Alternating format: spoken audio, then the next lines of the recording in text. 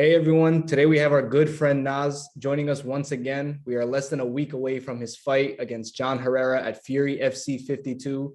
He has been eager to get back in the ring and has been grinding at Law MMA, training with some of the best in the game, including Merab Dvalishvili and Ali Quinn and plenty more killers out in Longo.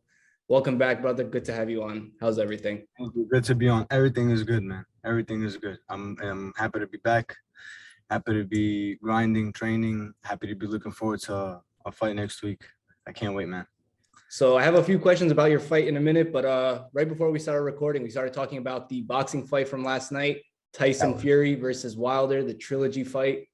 Man, what warriors both of those heavyweights are. It was crazy. What were your thoughts on that fight, man? Bro, that's everything you want in a trilogy, though, no? Like Everything.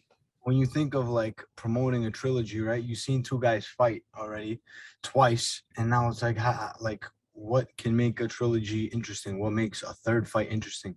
It's just that. And it was like a typical boxing equation. Like, does the puncher land his shot, but which he so frequently does, or does the boxer have his way that he always usually does? And you saw both. You saw the puncher land his shots twice. He dropped them twice, and that's after Fury dropped them. And to be honest with you, the most impressive thing that whole night to me was Wilder's heart. Yeah, it was insane.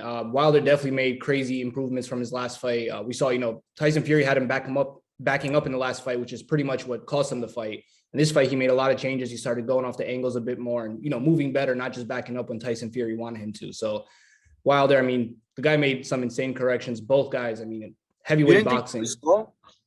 Wilder was slow? Yeah, like towards the end.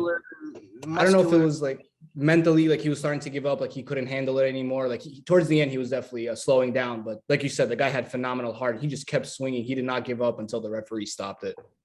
Yeah, that's the thing. Like that, like you think he's out. Like I thought he was out in that fight like 15 times, and then he comes back with a 3-piece or a 4-piece, and then he like actually stuns Fury and backs him up.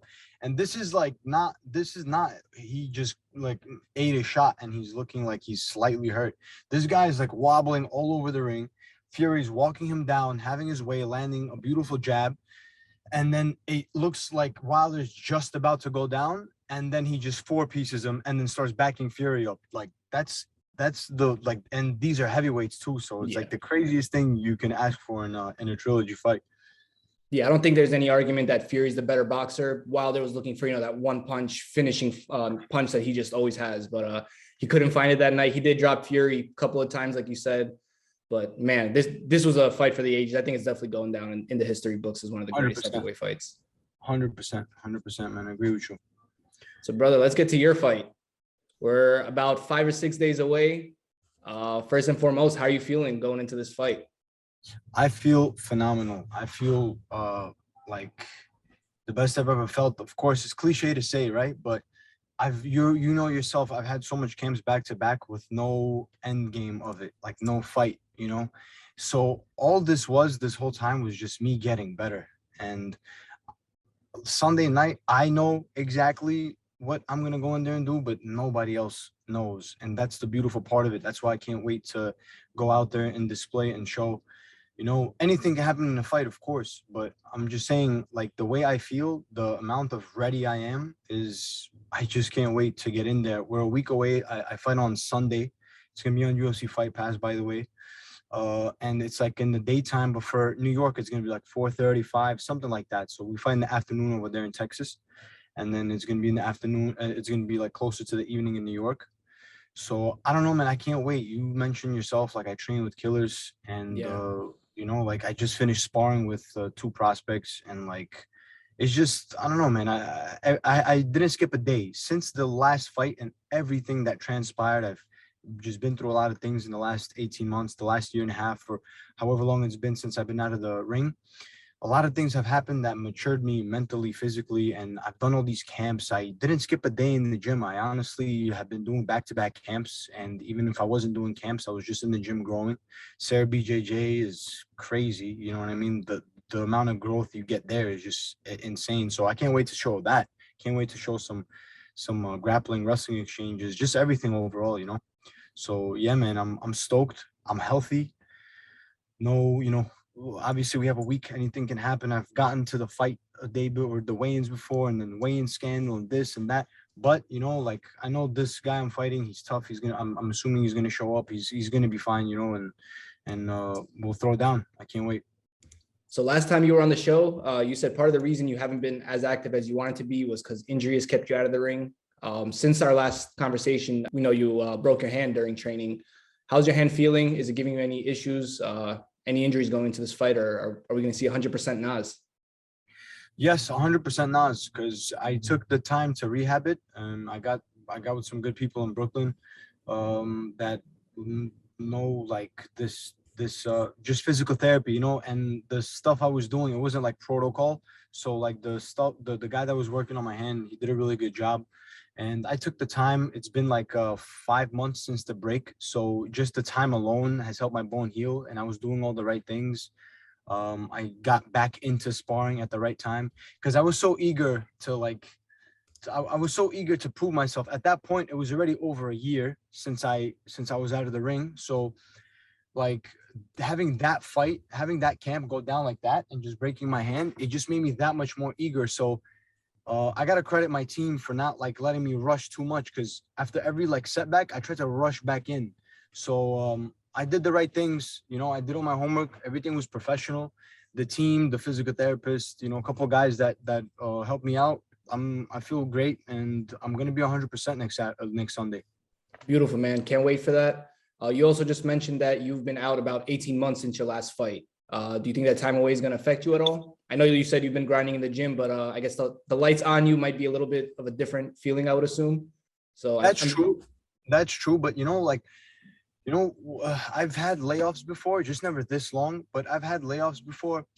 And to be honest, like your camp is your core, it's your foundation. Like I'm not even saying like who I'm training with. I'm saying the type of work you put in and the type of professionalism you approach your camp with is the core of who you are when you step in the cage fight night. So like ring rust, I know it probably exists, but I've never been affected by it. Not in any of my layovers, not in any of my layoffs. So I don't expect anything different Sunday. Like if I go in there from all of a sudden something is happening where I'm like, oh my God, this layoff or this or that, but I'm going in there to smash the guy. So it doesn't matter layoff or not layoff. My goal is the same. I have to go in there and rip his heart out, and get the victory. So layoff or no layoff, whether it affects me or not, we'll see Sunday. But I'm feeling great. I don't feel like it's gonna affect me. I'm training. I'm sparring better than ever before, and I know I'm one of those guys that if the way I spar is the way I fight. So if you look at my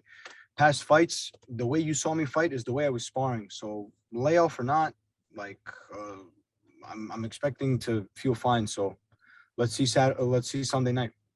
You sound hungry and you sound like you're ready for war, man. What do you think is going to be what do you think is going to be your biggest advantage, and where do you think you're going to have to be the most careful this Sunday? I take everybody serious. Everybody not that somebody's needs to be taken more serious than somebody else. I'm just saying, like, I'm always gonna fight in a way where I'm coming for blood. I'm coming forward. I'm coming for a finish, but I'm also careful. I'm not just all over the place. I get like that. I get wild sometimes, but this fight is I'm planning to be calculated. And where do I have to be careful? I mean, from what I've seen in his last fight, which was like 5-6 months ago, he is like wild. He's strong physically, but he's wild. So in the technique department, if I play my cards right in terms of like just not getting into the fight that he wants, which is like wild and uncalculated, just kind of like all over the place. Even though he has a nice stance, he moves well on his feet. I just feel like I'm on a different level everywhere, whether it be wrestling, grappling, striking. My heart is the only thing that's keeping me going. Like after everything that happened in the last 18 months for myself and my family, like I lost my grandma and stuff, and like my heart is always there. It's the only thing that keeps me going. So I'm not gonna back down of any exchanges. I'm not gonna fold. I'm gonna come forward and look to win the whole time. Do we have a prediction for how the fight's gonna end? First round finish. It might be a choke. It might be a KO. Could be a punch. Could be a head kick. I'm I'm dangerous everywhere, and I can't wait to show it. I can't wait to show all my weapons. Of course, I'm not gonna be able to show it all in one night, but that's how confident I am that I'm dangerous in so many aspects that the fight is gonna be a finish, and one way or another. Yeah, aside from this fight, I hope we get to see you back, fighting more actively. Hopefully, no more injuries, nothing else holding you back. But one thing you also touched on last time you were on the show, you mentioned that you've been seriously working on your grappling, and you just mentioned again the BJJ at Longo has been pretty intense. So, are we going to see more? Are we expecting to see more wrestling from you this weekend than what we've seen in the past? The thing is, like, I don't fight with like this textbook game plan just because all kinds of things happen in a fight. I just know that my takedowns are there, my grappling is there, and the behavior of the fight. It's not about what he does. It's about just the behavior of the fight. Like when the timing is right, my body will just do it for me, because that's how I fought in the past, and that's how I spar. That's how I train in general. Like when the takedown is there, it's there. It could be in the first seconds. If I see it and I want to take him down, I'll take him down, and he'll stuff it. He'll get taken down. That's on him. But I just know I have a bunch of things in my arsenal, and I have a strategy? I wouldn't give it away anyway, but I don't know, man. Just come forward and just fight. I'm not a brawler per se, but coming forward and looking for the fight, not allowing this stalemate, is what I'm gonna do. So let's get it. Dude, your head sounds like it's in all the right places right now. I'm loving to hear it. Can't wait for Sunday. Let's go, man. Go. One more question before we move on to some of the fan submissions, the fan questions. Aljamain Sterling, I don't know if he's been showing up at the gym at all. Is there anything you can share with us with his situation, how he's been, if he's recovering well or anything along those lines? Well, I wouldn't share anything that he hasn't disclosed. Right, already. Absolutely. But either way, there's nothing really to disclose, because what he's going through, like what the surgery that he had on his neck, it's clear as day. Like obviously he's gonna get hate. The position he's in, like I understand, like that he's in a vulnerable position for people to talk shit. Absolutely, because the way that the fight ended, and the way that like the just in MMA, the fans are rough, let alone Russian fans. Russian fans are some of the roughest fans on the planet. Just the language, no limits. Itself, just the type of curses, the type of like insults that they have, the type of insults they're calling this guy. Like Aljo probably doesn't even like have an idea in the world, like the kind of shit that they're calling this guy in the comments. But like at this point in the gym, we're already laughing at it, because it truly did become laughable. Like I can say that before Aljo, like he was put in a position that he's never been in before, and none of us have been in that position. Like when a title fight ending in a DQ, and now all these fans are coming after your neck. What I can say is this fight in particular, I'm happy that he took off, because he hasn't looked his best in sparring, and he's mentioned that on his social media. He hasn't looked his best in sparring. He's been slower, his reaction time, just everything as a whole, because he went from the hospital bed straight into camp. He didn't even have like a real rehab process. He went from a neck surgery, which is a really serious surgery. That kind of stuff can leave you paralyzed. You know what I mean? 100%. And then he gets off the bed, and now he's in camp, preparing for the biggest rematch in bantamweight history, in my opinion, or one of the biggest rematches, the biggest fight of his life, however you want to call it. The occasion was fucking huge. Absolutely. So sorry for cursing, by the way. No, you're all good. No limits, man. Passion when I talk about my teammates. But yeah, man, I'm happy he's taking the time off. I hope he takes the time to truly recover and doesn't rush, because like everybody else, like you have this thing where you just want to get in there and show what you know, and show like what you're capable of. And that, just like the first fight, like I know for a fact that he has every tool in the book to beat Peter Yan, even on the feet. But it's just a matter of putting it together. Like the fight was way closer than people were saying. People were saying that it wasn't close and that Peter dominated because of the way he was falling, because the fact that he fatigued and he was slipping, and then he was walking right into trips and stuff. So the way he looked, it looked dominant on Peter's end. But if you look at it just from a judging standpoint, I had Aljo winning 1 and 2 because the first round he just won overall, landed the bigger shots, Right. takedowns, cage control, and the second shot where he was just wearing on him on the cage. So that alone for me, the first 2 rounds went to Aljo, and then the third round, obviously, this tides were shifting. And yes, I agree that Jan was taking over that fight, but overall, like I want to see the rematch, but I want Aljo to get healthy first. 100%. Like you said, probably the biggest fight at bantamweight right now. We've spoken previously, we were rooting for Jan, but of course, illegal moves are illegal moves that didn't end, well on anybody's mouth. Most importantly, I hope Aljo heals up well. I think it's a very good call that he did not go into this fight if he's still injured. A neck injury isn't just a hand injury or knee injury. God forbid, it could be life or death. So most importantly, we hope he heals up and hopefully we get to see him back. I know that TJ Dillashaw went on a couple of podcasts and there's some people saying that they think that Aljo may not return at all, but I'm hoping that's not the case. I'm sure you're hoping that's not the case. Hopefully we get to see Aljo back and we have plenty more fights to see him in. Absolutely. 100% agreed. All right, man, let's get to the fan questions. We have a few submissions. We have about 3 questions that were sent into us. The first one was from Mikhail Hajiev. He asks, grappling or striking, which do you prefer? You're gonna laugh, but I kind of prefer grappling. Like, I just love the art of wrestling. Like, I do strike. I stay in there, and I've had entire kickboxing championships, like nationals that I've won. So actually, people think I'm a striker because I've spent a number of years dedicating to my striking, because I actually started off I started off in hand-to-hand combat, which is combat sambo, in other words. Yeah. So I actually learned throws and I learned locks and submissions. I learned that stuff before I learned how to strike. It's just that there came a point where I went from hand-to-hand combat to judo, and from judo, I went into kickboxing. And kickboxing, I dedicated a number of years, like a good 5-6 years of just straight kickboxing and boxing and championships and nationals. Twice I won nationals, and this tournament, that tournament, Muay Thai tournaments, and like all this different kind of stuff. So like, I guess on the amateur scene on the East Coast, you can say like I was a semi-accomplished. I don't want to like boast and say I was like this great kickboxer, but I was relatively an accomplished kickboxer for the local scene, and I fought on Lou Neglia shows and stuff. So yeah, I did get my striking base, but like, of course, glory is exciting to watch, but there's just something about wrestling. I don't know. It just always creeps up on me and I just enjoy it more, like Sarah's on Tuesday.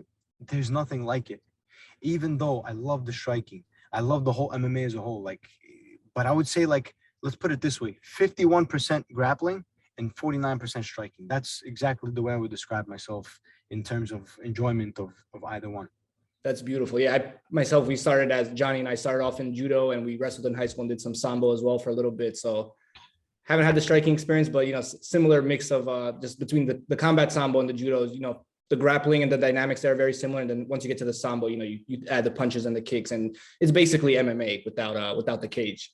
And you guys are from Queens, right? Queens has some Yep. good judo clubs. Over the years, they've had some good judo clubs. And where I trained at Gladiator Judo Club back in the day, we wrestled against a lot of guys from Queens, because Queens had some of the top schools in New York. That's in Brooklyn, right? I think. Yeah, but I mean, it doesn't exist anymore. But it was this guy, Alexi. I forgot his last name, but it was this guy, Alexi, this Georgian guy. And Georgians can judo for days, man. Hell yeah. So yeah, man, he was a great coach. We had a great team at the time, and we were a strong team. Like, as far as teen judo goes, we were killing it on the judo scene. Not myself, I was okay. I still got flipped. I still got ippon to death a couple of times, but like I got these foundations. I wasn't like amazing in anything. I didn't go to Thailand and smash everybody in Lumpini. I didn't become an Olympic judo champion, wrestling champion, but I've gotten my foundations here, and here, and now we're putting it together at the best camp in the world. Hell yeah, man. All right, second question we got from SEMA NYC. The question is, who is your biggest inspiration in the game? My My biggest inspiration. That's my sister. Oh, really? But yeah. But she's such an amazing support, first of all, and she's a dancer too. She's sick with it. She's in Florida right now, actually doing like nationals. She Oh, wow. travels the world. Yeah, before the pandemic, she was like in like 4 countries just in like 6-7 months alone, just dancing like rumba, samba, jive, like that kind of stuff. Like Latin dancing. Very And nice. yeah, and my biggest inspiration, I don't know, like motivation. I would say motivation is my family. Like I have these plans of like wanting to set my family up for life. I want my I don't to be honest with you, like as much as I love New York, I don't want my family to live this Brooklyn life anymore, this like New York life anymore. I want them to kind of kick their feet up, so that's like it's an extra fire under my belly to like go out there and just get these contracts, get into the UFC and make history and just like get this money and like set them up. I already want to start thinking about this kind of stuff where I'm thinking about like future wealth, like big wealth, not just like small time stuff. I don't want to look at this as like a job where I just kind of made some money and left. No, I wanna really become the best, and I wanna get paid accordingly and just set my family up for life. So that's what I would say is my motivation. My inspiration, I don't know, man. Like I I I don't have a pinpoint. I'm inspired by my teammates, the things they go out there and do. I'm inspired by a lot of UFC guys. I'm inspired by the legends that have accomplished the things that they have accomplished. So I don't have a pinpoint, like I can't pinpoint one name, but I can say there are a lot of people just on the team alone, not even just like the OGs like Al and Aljo, not even just like the OGs. I'm talking about like just the guys like that I even sparred with, like Dennis, the things he's doing on the local scene, and like Dylan and all these guys, just all of them, man, all of them inspire me. And yeah, man, that's what I would say. I wouldn't pinpoint it on any one person. That's beautifully said, man. Beautifully said. One last question we got from Beyond Holy Water. The question is straight punches or round punches? It depends on the opponent. Like the the the taller guys, right? The taller guys with the longer reach, which is, it's frequent for me in lightweight. Like I'm 5'10", 5'10", 5'11". Um, like I'm the median size, right? I'm the average size, but there's a lot of tall guys nowadays in lightweight. So against the taller guys, I would be slipping off the center of their straights because they have the reach, and exchanging straight punches with them is like hard. It's a hard thing to do because they're gonna have the reach advantage. So slipping off the center and coming around for the taller guys, I would prefer round punches. And for the shorter guys, I would, I think you're gonna see some good straight punches this next Sunday. Not that I'm gonna like limit myself to no hooks or something. Everything's gonna. Right. I'm throwing everything in the kitchen sink at this guy, but like just strategically speaking, like the taller guys, I would prefer the round punches and hooks to the body and stuff. And the shorter guys, where I have the height and reach advantage, I would walk them down with more straights per se. That's awesome, man. I mean, I was excited for your fight on Sunday before this interview, but now I'm even more excited, man. I'm not just saying that. Dude, your head sounds like it's on all the right places. You sound motivated, you sound hungry, and you sound like you're going to get the job done. So last time you were on the show, you had very nice words to share to close up the conversation, to support the local fighters on the scene. I was wondering if you have any other words you want to share before we wrap it up today. I'm gonna say something that crossed my mind today. Spending all this time off, right? Like not off, away from the cage. Let's put it that way. Away from competition because of the injuries, because of other things that happened in my life. I had COVID twice, by the way, which sucked. But fighting is a privilege. It's like you're not owed anything. Nothing.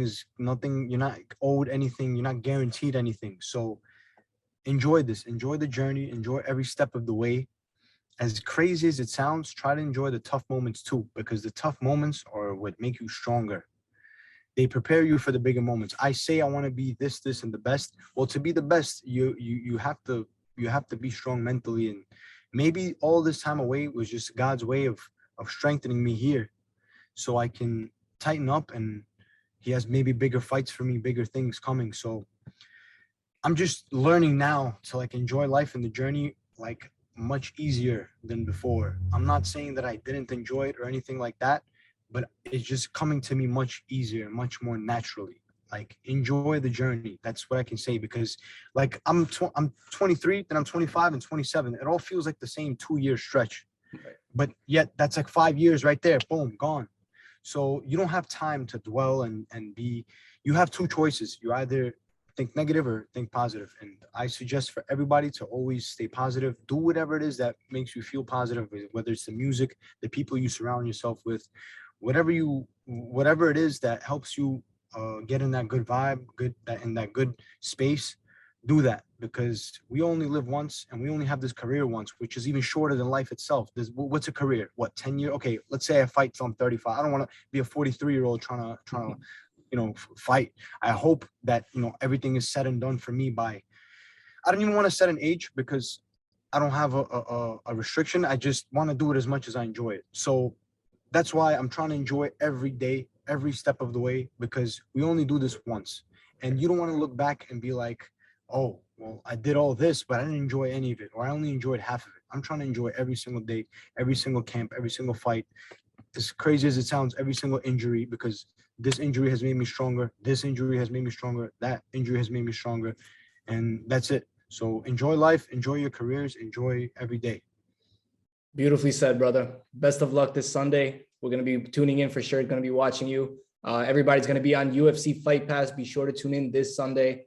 We'll gladly have you on maybe the week after, depending on your on the results, whenever you're available. Anytime, bro. I appreciate it, man. I appreciate it. I have fun doing these interviews with you, genuinely. And anytime, my bro. Just hit me up and we'll always talk. I'll always love to chat. Sounds good. Regards to your team, man. Good luck, guys. Thank you. Thank you, brother. Have a good night. You as well.